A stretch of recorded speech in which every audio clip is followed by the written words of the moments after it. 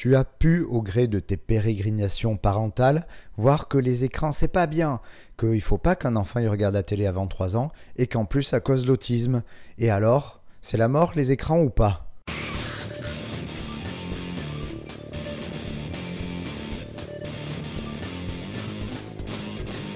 La réponse va être rapide, mais l'explication longue. Est-ce que les écrans c'est pas bien pour les enfants ? Eh bien la question elle est complètement con, donc les réponses le sont aussi. Dire que les écrans c'est bien ou mal, eh bien c'est débile. D'ailleurs, on peut élargir la réponse à plein de comportements, comme boire du vin ou jouer aux jeux vidéo. Prends le sucre par exemple. Le sucre c'est pas bien, ça fait grossir. Sauf que si ton cerveau en a pas, il marche pas. Alors tu fais quoi ? T'en prends et tu grossis, ou t'en prends pas et tu meurs ? Je vais donc dans cette vidéo essayer de t'expliquer pourquoi en psychologie et en santé, on a besoin d'une pensée plus complexe que c'est bien ou c'est mal pour comprendre quoi que ce soit. On va donc voir plusieurs points qui font qu'en fait c'est très compliqué de répondre à des questions sur les écrans. Je te donnerai quelques données quand même sur les écrans que j'aime bien et qui sont utiles et on verra comment on peut formuler finalement un questionnement qui te permet d'avancer et de répondre à tes questions de petits parents mignons. Donc en gros, pourquoi je peux pas te dire simplement les écrans c'est bien ou pas ? Le premier point, il est simple et compliqué à la fois, c'est que le monde, il est putain de compliqué. On va apprendre un truc genre la cigarette. On sait que fumer, ça fait avoir un cancer des poumons. Sauf qu'il y a des gens qui fument et qui ont un cancer des poumons, et d'autres pas.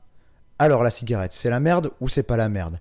Et on peut pas être binaire et dire « Ah là là là là, tu vas avoir un cancer du poumon si tu fumes. » Parce que c'est juste faux. D'accord, des dizaines d'années d'études après, on peut dire que ça augmente les chances, mais c'est pas aussi simple que de « tu fumes, t'as un cancer des poumons ».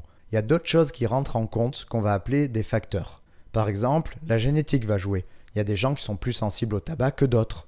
Tu as la composition des clopes qui va jouer, tu as le nombre de clopes qui va jouer, aussi l'hygiène de vie générale et aussi le temps que tu as passé dans ta vie à coloper. Donc c'est pas aussi simple parce qu'un événement, il n'est pas lié qu'à une seule cause, mais à plein de facteurs différents qui vont mélanger ensemble, donner ce résultat. Bref, la vie à comprendre, c'est le bordel.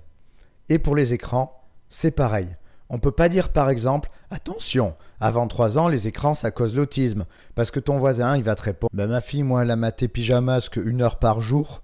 Et en fait, maintenant, elle est précoce. » Et là, tu seras dans la merde pour le contredire parce que la réalité va venir te dire que tu dis de la merde en fait. Donc le monde, il est complexe. Et les chercheurs, ils l'ont bien compris. Donc on va essayer de voir comment un chercheur, il voit le monde et quand il essaie de comprendre un phénomène de santé. Et pas comment on le voit certains journalistes, médecins ou Kidam, roi échec et mat. Donc, on sait que le monde il est compliqué, qu'il y a plein de facteurs différents. Quand on va tenter d'expliquer quelque chose, le premier truc que va essayer de faire un scientifique, c'est de trouver exactement ce qu'il veut étudier. Par exemple, c'est pas la même chose de vouloir étudier la violence, l'attention, la logique, la mémoire d'un gamin. Il faut choisir ce que tu veux calculer ou étudier. Donc déjà dire qu'un produit est mauvais, c'est débile. Il faut dire sur quoi ça agit et sur quoi il est mauvais. Donc quand on te dit « ça c'est pas bien », il faut toujours demander sur quoi c'est pas bien, sur quoi ça agit négativement. Parce que si la question est « est-ce que les écrans influencent l'attention des gamins ?» On peut comprendre. Si on te dit « non mais ça crée des cancers des oreilles, les écrans », là tu peux te dire qu'on te dit de la merde. Donc les chercheurs choisissent ce qu'ils vont étudier précisément en premier et après aussi ils étudient comment ils vont l'étudier. Mais là on devient très technique. Par exemple, tu dis « je veux tester l'intelligence avec ce test ». Et d'autres scientifiques vont dire « bah non, c'est con, c'est débile, on le teste comme ça, là tu vas te planter en testant l'intelligence comme ça ». Bref, d'abord tu choisis ce que tu veux étudier et ensuite tu vas choisir un ensemble de facteurs et tu vas tenter d'étudier s'il y a un lien entre ce que tu veux calculer et les autres facteurs. Et des fois tu trouves des liens et là tu es content parce que tu te dis « putain, j'ai trouvé dans ce monde très compliqué que cette chose était liée à cette chose ». Sauf que c'est pas parce que deux choses sont liées que ça veut dire que l'un va causer l'autre. Et là, tu as la plus grosse erreur de logique du monde, quand une personne croit que deux choses qui sont liées sont forcément un lien de cause à effet. Par exemple, le QI, c'est lié à la pauvreté. Plus les gens sont pauvres, plus le QI est faible. Comment on interprète tout ça ? On se dit que quand t'as pas de sous sur ton compte en banque, la banque te prend le cerveau de tes gosses pour payer les agios ? Non, il y a plein d'études sur le sujet. On a montré par exemple que la pauvreté influence sur la nourriture que tu donnes à tes enfants, qui va modifier la taille de ton nourrisson et la vitesse à laquelle il va grandir dans ses 2 premières années, ce qui influence son QI. Autre point, on a remarqué que plus ton QI était faible, plus tu avais de chances d'être pauvre. On a aussi remarqué que le QI des enfants était lié à leur gène, donc évidemment on retrouve un lien entre personnes pauvres et enfants à QI faible. Tu vois que deux événements associés ne veulent pas dire que l'un cause l'autre. Un troisième événement peut venir expliquer cela, ou les deux peuvent être liés mais indirectement, par exemple ici par les gènes. Avec les écrans c'est pareil, c'est indéniable que des études relient tant sur les écrans et des résultats négatifs. Mais est-ce que ça veut dire que ce sont les écrans le problème? Exemple, on remarque que plus le QI est bas, plus les enfants regardent la télé longtemps. Mais on ne peut pas en conclure que c'est la télé qui les flingue. Déjà parce que peut-être que c'est juste les enfants à QI faible qui sont plus attirés par des stimuli simples comme les titounis que des stimuli fins et complexes comme l'écriture. Aussi, peut-être que le temps passé devant les écrans, c'est du temps en moins à parler avec les parents, donc moins de stimulation. Aussi, ça peut être que les gens pauvres peuvent se payer moins de loisirs, donc plus de télé dans les familles pauvres, donc on retrouve le lien avec la pauvreté. Et on pourrait préciser plein de théories différentes avec ce lien. Tu vois, parce que tu as plein de facteurs comme ça qu'on retrouve liés au QI, mais ça veut pas dire qu'on doit tous les relier en cause à effet. La ruralité, c'est lié à un QI plus faible. Ça veut dire que la campagne rend con? Non, je crois pas. Le sport, c'est lié à un QI plus faible. Est-ce que ça veut dire qu'il faut empêcher tous les gosses de faire du sport? Non. La pauvreté, on a vu que c'était compliqué, le niveau d'éducation des parents ça joue, si le père a un job socialement supérieur aussi ça joue sur le QI des gosses ambiants. Et là tu vois que quand tu prends tous les facteurs, t'as pas forcément envie de faire le lien direct avec le QI des gosses. Et c'est pareil pour l'empathie, l'agressivité, le comportement. Les recherches avec les écrans elles trouvent beaucoup de liens, mais pour l'instant, des explications causales, on n'en a pas vraiment beaucoup. Alors du coup, les chercheurs, faut bien qu'ils avancent. Et donc ce qu'ils font, c'est qu'ils essaient de contrôler les variables parasites, comme par exemple en disant « Bon, on va faire une étude sur la télé et l'agressivité des gamins. Par contre, on va prendre que des familles aux mêmes revenus. Du coup, le résultat de l'expérience sera plus fiable parce qu'au moins on sait que le facteur pauvreté n'a pas joué dans l'équation. » Ou alors, ils peuvent étudier le sens des relations avec des modèles statistiques différents. Par exemple, on avait remarqué que le lien entre dépression des ados et l'utilisation du smartphone.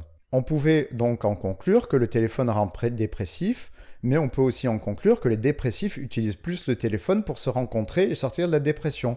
Mais les chercheurs ont réussi à montrer que le lien n'allait que dans ce sens, parce que parmi les gamins qui devenaient dépressifs, l'utilisation du smartphone n'augmentait pas. Est-ce que ça veut dire que le téléphone rend dépressif? Ben non, parce qu'on a encore d'autres explications à tester. Par exemple, les ados avec des problèmes amicaux ont plus de chances d'être dépressifs, et s'ils n'ont pas d'amis, ils ont plus de chances d'avoir du temps libre sur leur portable. Ou alors, peut-être que les ados avec des amis qui utilisent leur portable limitent les interactions, le contact humain avec leurs amis en live, ce qui pourrait être essentiel pour lutter contre la déprime. Tu vois, même si on avance, c'est très long de connaître les effets d'un facteur sur une variable donnée. Et là, ça merde encore plus avec les écrans, parce qu'on a remarqué un truc hyper con dans la recherche, c'est que les chercheurs eux-mêmes sont influencés par leur idéologie. Il y a un article que je te laisse en commentaire là, qui présente en gros toutes les recherches concernant les jeux vidéo et l'agressivité, et qui remet un peu en place les chercheurs sur la manière dont ils conduisent leurs recherches dans le domaine. En leur disant par exemple que ça serait une bonne idée de ne pas faire que garder les études qui vont dans leur sens quand ils présentent leur article. Si tu veux avancer scientifiquement parlant, faut tenir compte des résultats contradictoires et essayer de comprendre pourquoi ces résultats entre les études ils se contredisent. Il ne faut pas juste dire « Ah ben regardez les 500 articles qui disent que j'ai raison ». Et ce qui va jouer aussi, c'est la façon dont tu vas présenter les résultats. Genre, pour t'expliquer ça, on va prendre un résultat d'une étude que je viens d'inventer par commodité pour t'expliquer. On prend deux groupes. T'en as un qui joue à la console, l'autre qui est devant les livres. On remarquerait qu'un groupe a de meilleures notes en français et l'autre il a de meilleures notes en maths. Comment on peut faire pour que les résultats ils aillent dans notre sens? Déjà tu vires cette étude qui montrerait de meilleurs résultats en jouant aux jeux vidéo, comme ça au moins les gens ne sont pas informés des avantages. Et pour couronner le tout, au lieu de faire une description objective des résultats, tu les détournes négativement. Par exemple, au lieu de dire que le groupe d'enfants qui lit a de meilleures notes en français, tu émets un jugement négatif en disant « les écrans rendent plus cons ». Le problème, c'est que le cas inverse peut te faire la même chose. Par exemple, on a remarqué que les jeux aux jeux vidéo, ça augmente ta cognition visio-spatiale, c'est ta capacité à interagir avec ton environnement. Et au lieu de dire ça, on pourrait juste dire « Ah ben les gens qui lisent des livres, ils sont vraiment à la ramasse pour gérer leur environnement, ils risquent d'avoir des accidents de voiture et mourir en route ». Si t'es malhonnête intellectuellement, tu peux présenter les résultats objectifs comme ça. Donc c'est très difficile actuellement d'avoir des informations fiables sur les écrans. D'une part parce que le monde est complexe et que du coup avoir une réponse générale est très compliqué. Et d'autre part parce que même les chercheurs ont une interprétation des résultats biaisés idéologiquement. Ce qui nécessite donc du coup pas mal d'esprit critique face aux informations qu'on donnera sur le sujet. Maintenant, Ça n'empêche qu'il y a des choses qu'on connaît qui peuvent être en lien avec les écrans et les enfants. Un premier truc très important, c'est qu'on sait que les enfants ne se développent pas sans la présence d'un autre être humain et qu'un écran ne peut pas se substituer à un adulte. Par exemple, on sait que vers 6 mois, ton cerveau commence à se spécialiser dans la reconnaissance de certains visages ou certaines intonations de langue. C'est pour ça que si tu es élevé ou entouré d'un certain type de visage, ton cerveau apprend à les traiter, mais du coup, tu as du mal à traiter les autres types de visages, d'où le fait que les visages étrangers à ton ethnie d'origine soient plus durs à reconnaître. Pareil pour les langues et l'intonation. Donc les chercheurs, ce qu'ils ont fait, c'est qu'ils ont mis des nourrissons devant des nounous qui parlaient une autre langue et ils ont remarqué que le cerveau commençait à se spécialiser. Et ils ont pris un autre groupe où ils mettaient des nourrissons devant des écrans, devant quelqu'un qui parlait une langue étrangère à la télé pour voir si le cerveau allait se spécialiser. Et là, on remarque que dalle. C'est-à-dire que le gamin, il a absolument rien appris de la personne qui lui parlait à l'écran et son cerveau se spécialise pas du tout. Donc plus un gamin est jeune, plus son cerveau se fout des écrans. Toi, heureusement, tu peux apprendre seul devant mes vidéos. Un nourrisson, par exemple, son développement, il le fait avec d'autres êtres humains. Donc, chaque interaction avec un gamin est une chance de le tirer vers le haut. Et tous les temps que tu passes pas avec lui, parce qu'il est devant la télé ou parce qu'il est devant un placard ou avec un jouet, c'est du temps où il se développera peu. D'autant plus qu'il est petit. Sachant que ne pas stimuler ton gamin peut être jugé comme de la maltraitance ou de la négligence, le laisser seul 5 heures devant la télé, c'est aussi négligent que de le laisser seul 5 heures dans son lit. Évidemment, je comprendrais que de la part de certains médecins qui n'ont pas appris le tact et la diplomatie, il soit plus facile de dire aux parents « attention, les écrans c'est méchant » que de dire aux parents « va falloir vous occuper de vos enfants, vous en faites n'importe quoi ». Deuxième point important, c'est qu'en fait tu entraînes les fonctions que tu travailles. En fonction de ce que tu vas apprendre à ton gamin, tu peux lui proposer des activités particulières. Si tu veux travailler les compétences sociales de ton gosse, c'est pas les livres qu'il faut. J'ai bien eu des patients qui ont passé leur enfance dans les livres, l'intégration à l'adolescence, ça a été hyper chaud. Par contre, si tu veux élargir ton vocabulaire et améliorer ses résultats scolaires, la lecture c'est super bien. Si tu veux lui faire travailler le contrôle de soi et son impulsivité, le jeu vidéo c'est pas le bon truc. Par contre, si tu veux lui faire bosser son système visuel ou la prise de décision rapide, c'est bien les jeux vidéo. Bref, c'est comme pour le sucre, il n'y a pas de bien ou de mal.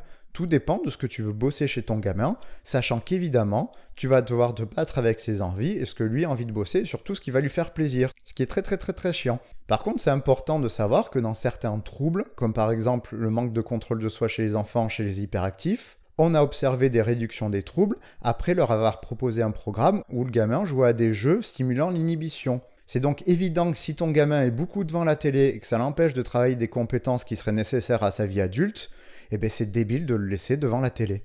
Bref, comme expliqué en début de vidéo, on ne peut pas dire si les écrans sont bons ou mauvais en soi, il faut d'abord savoir l'objectif que tu as quand tu fous ton gamin dans une activité. Est-ce que c'est l'amuser, l'occuper, le faire taire, travailler la confiance en soi, son corps, la sociabilité, sa vitesse, sa prise de décision?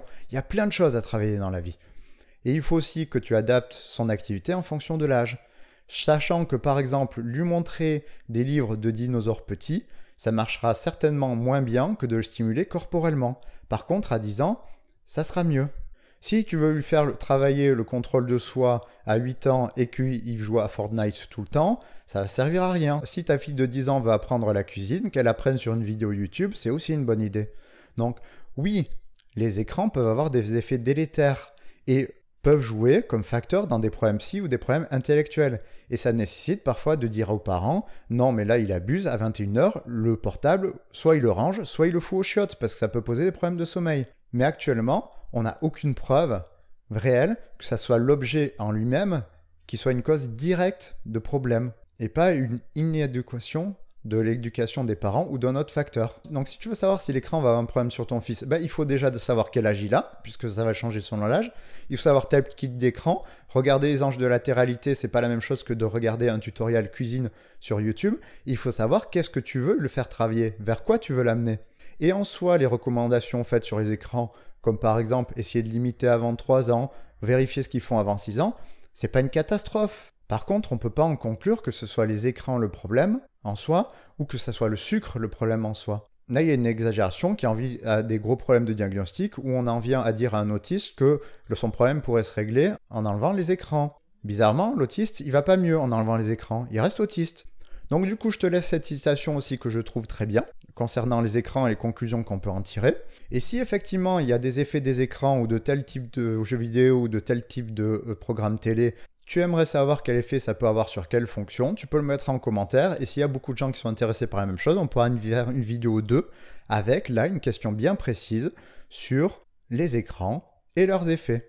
Mais comme j'ai dit, tant que la question n'est pas précise, on ne peut pas y répondre, c'est beaucoup trop large comme question. Et en attendant, tu peux aller voir plein de vidéos qui vont s'afficher partout pour te renseigner sur la psychologie et la psychopathologie. Bonne soirée!